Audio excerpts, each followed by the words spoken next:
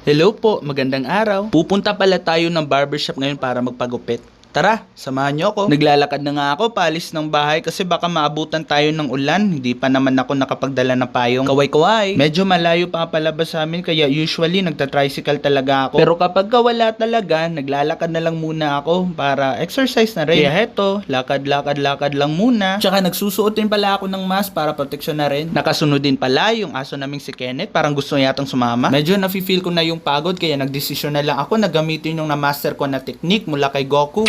At nandito na nga ako sa gym. Matagal-tagal na rin nang gumamit ako ng instant transmission. Medyo pumapalit tayo. Kailangan ko pa yata ng practice. Sige lang, tuturuan ko rin kayo pag nagka-time ako. At nandito na nga tayo sa Panakan Market. Ito na po ang finished product. Voila. Sana all. Shoutout pala kay Kuya Barber. Salamat po. Ang astig po ng gupit. Shoutout din kina Christian Dave Sinabre, Ray Ian Abrio, tsaka John Brian Ando. Maraming salamat po. Hanggang dito na lang. Ingat!